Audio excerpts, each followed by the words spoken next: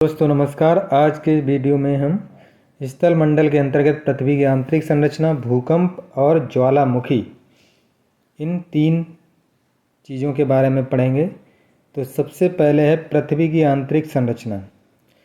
जो पृथ्वी है हमारी, पृथ्वी की आंतरिक संरचना से संबंधित जानकारी भूकंपी तरंगों, पृथ्वी के अंदरूनी भागों में उच्च ताप, दाब एवं उल्काष्म साक्ष्यों से प्राप्त होती है। ये साक्ष्य हैं जिनसे हम पृथ्वी के अंदर की जानकारी प्राप्त करवाते हैं। पृथ्वी की आंतरिक संरचना को तीन विभिन्न परतों में बांटा गया है। सबसे जो ऊपरी परत भूपर्पटी, फिर मेंटल, फिर क्रोड या इसको कोर भी कहते हैं। क्रोड अथवा कोर और भूपर्पटी को क्रस्ट कहते हैं। क्रस्ट, अर्थ क्रस्ट, जो सबसे ऊपरी परत होती है उसे भूपर्पटी या अर्थ क्रस्ट कहते हैं।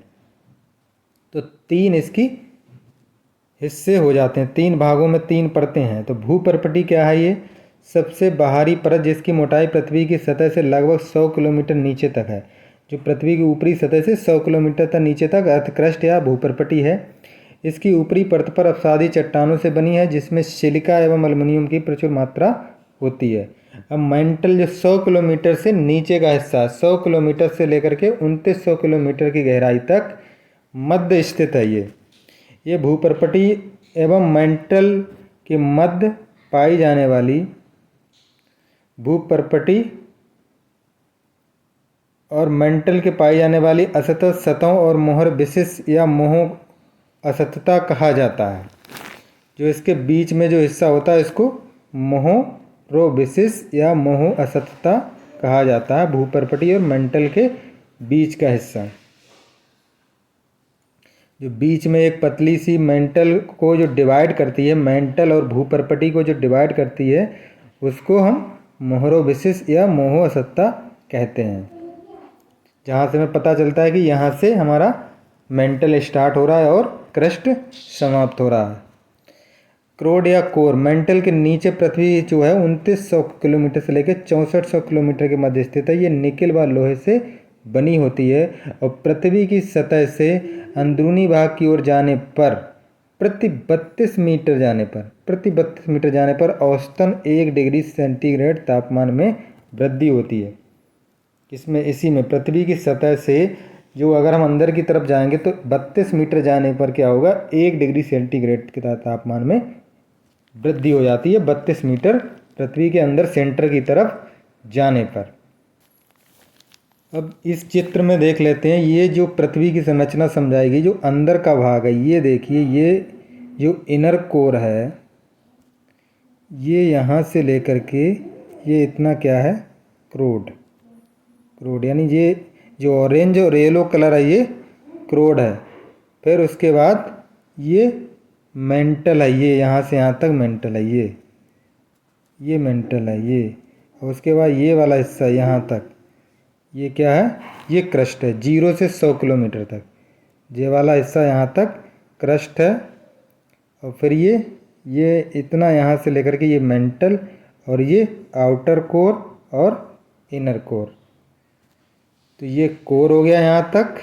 इस तरह से इधर से भी देख लेते हैं, यहाँ तक कोर हो गया। फिर ये मेंटल और फिर लिथोस्फीयर जिसे क्रस्ट कहते हैं या अपर मेंटल, ये है अपर मेंटल यहाँ से यहाँ तक, और ये ऊपर वाला एरिया क्रस्ट कहलाता है।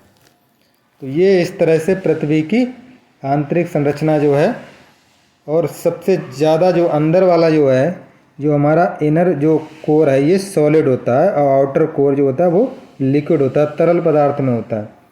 जो हमारा क्रोड या कोर है उसका आंतरिक हिस्सा जो है वो सॉलिड है, सेंटर वाला बिल्कुल, और सेंटर से थोड़ा बाहर जो है वो लिक्विड में होता है। भूपर्पटी या अर्थ क्रस्ट है, जो ऊपरी परत है, उसमें सबसे ज़्यादा कौन सा तत्व, तो ऑक्सीजन होता है 46.71%। फिर दूसरे नंबर पर सिलिकॉन, और फिर तीसरे नंबर पर एल्युमिनियम यानी लोहा 5.05%, कैल्शियम 3.65%, सोडियम 2.75%, पोटेशियम 2.58%, मैग्नीशियम 2.08%। ये भूपर्पटी यानी जो अर्थ क्रस्ट है, उसके अर्थ क्रस्ट का जो संरचना है उसमें जो कौन कौन से तत्व पाए जाते हैं, उसमें ये इस तरह से दे रखा है। सबसे ज़्यादा ऑक्सीजन, फिर सिलिकॉन, फिर तीसरे नंबर पर एल्युमिनियम आता है और चौथे नंबर पर लोहा। तो अगर भूपर्पटी पे पूछा था सबसे ज़्यादा क्या है, तो सबसे ज़्यादा ऑक्सीजन है। अब चट्टान पे आते हैं। चट्टान जो होती है, उत्पत्ति चट्टान की जो होती है 3 प्रकार की होती है चट्टानें, अग्नेय, अवसादी और रूपांतरित। अब अग्नेय चट्टान का निर्माण पृथ्वी के अंदरूनी भाग से ज्वालामुखी विस्फोट के समय उत्सर्जित जो मैग्मा या लावा निकलता है, उससे हमारी अग्नेय चट्टानें बनती हैं, जिनका उदाहरण है ग्रेनाइट या बेसाल्ट, गैब्रो और बहुत सारी होती हैं। अवसादी चट्टानों का निर्माण जो होता है अवसादों या तलछटों के निक्षेपण से होता है तथा इनमें जीवाश्म पाए जाते हैं। किसमें? अवसादी में जीवाश्म पाए जाते हैं। कोयला और पेट्रोलियम अवसादी चट्टानों में पाए जाते हैं। उदाहरण बलुआ पत्थर, चूना पत्थर, शेल और कांग्लोमरेट। अब रूपांतरित चट्टानें क्या होती हैं? ये अवसादी चट्टानों का ही रूपांतरण या कायांतरण कहलाता है। चट्टान का निर्माण अवसादी या अग्नेय चट्टानों में ताप या दाब या रासायनिक अपक्रियाओं में परिणाम स्वरूप जो हमारी रूपांतरित चट्टानें हैं वो अग्नेय और अवसादी चट्टानों का रूप ही परिवर्तित होकर के हमारा ये बन जाता है रूपांतरित चट्टान। इस तरह से जैसे हमारा ये है आग्नेय चट्टानें हैं। आग्नेय चट्टानों में अब जैसे ग्रेनाइट है, ये ग्रेनाइट है, तो ग्रेनाइट से हमारा रूपांतरित बनता है तो ये नीस बनता है ग्रेनाइट से। उसके बाद चूना पत्थर जो है, ये चूना पत्थर है, तो चूना पत्थर से हमारा बनेगा संगमरमर। चूना पत्थर से क्या बनेगा हमारा? संगमरमर। चूना पत्थर जो रूपांतरित होगा वो संगमरमर। इसी तरह से बलुआ पत्थर जो होगा वो बलुआ पत्थर को रूपांतरित होकर के क्वार्टजाइट, और फिर इसके बाद शेल है, शेल से जो बनेगा रूपांतरित होकर के वो स्लेट। तो इस तरह से ये रूपांतरित और अवसादी चट्टानें, आग्नेय या अवसादी चट्टानें हो गई। ये आग्नेय या अवसादी चट्टानें जिनसे रूपांतरित होकर ग्रेनाइट से बनेगा हमारा नीस, चूना पत्थर से बनेगा हमारा संगमरमर, बलुआ पत्थर से रूपांतरित क्वार्टजाइट और सेल से बनता हमारा स्लेट। अब भूकंप। पृथ्वी के अंदरूनी भाग में कई प्रकार की भूगर्भिक प्रक्रियाओं के परिणाम स्वरूप धरातल में उत्पन्न कंपन को हम भूकंप कहते हैं। भूकंप क्या होता है? भूकंप के दौरान 3 प्रकार की तरंगें उत्पन्न होती हैं। प्राथमिक जिसे पी से प्रदर्शित करते हैं, द्वितीय जिसे एस से प्रदर्शित करते हैं, और तृतीय सरफेस और इसे एल से प्रदर्शित करते हैं। केंद्र क्या होता है? पृथ्वी की सतह के नीचे जिस स्थान पर भूकंप की उत्पत्ति होती है उसे हम केंद्र कहते हैं। ये केंद्र जो होता है पृथ्वी के अंदर होता है, जहाँ से स्टार्टिंग होती है हमारी भूकंप का स्टार्टिंग पॉइंट जो होता है वो केंद्र या सेंटर कहलाता है। अब अधिकेंद्र क्या होता है? अधिकेंद्र जो होता है, जो भूकंप का केंद्र होता है उसके ठीक ऊपर पृथ्वी की सतह पर जो स्थान होता है उसे हम अधिकेंद्र कहते हैं। ठीक ऊपर सेंटर पे जहाँ पे केंद्र है उसके ठीक ऊपर जो पृथ्वी की सतह का स्थान है वो अधिकेंद्र है। विश्व में सर्वाधिक भूकंप महासागरीय तटीय पेटी में आते हैं और विश्व में सर्वाधिक भूकंप जापान देश में उत्पन्न होते हैं। ज्वालामुखी की अगर बात करें तो ज्वालामुखी पृथ्वी की सतह पर वह प्राकृतिक छिद्र या दरार है जिसके पृथ्वी के अंदरूनी भाग से गर्म तरल पदार्थ, मैग्मा, गैस, राख, जलवाष्प, शैलखंड इत्यादि बाहर निकलते हैं। ज्वालामुखी कहा जाता है। इस छिद्र को क्रेटर या वेबर कहा जाता है जिससे ये लावा निकलता है जो कीपाकार होता है। और उद्गार अवधि के अनुसार ज्वालामुखी 3 प्रकार के होते हैं। अवधि के अनुसार सक्रिय ज्वालामुखी जिसमें हमेशा उद्गार होता रहता है, इनका उदाहरण है एटना जो सिसिली में, स्ट्रोम्बोली, लिपारी।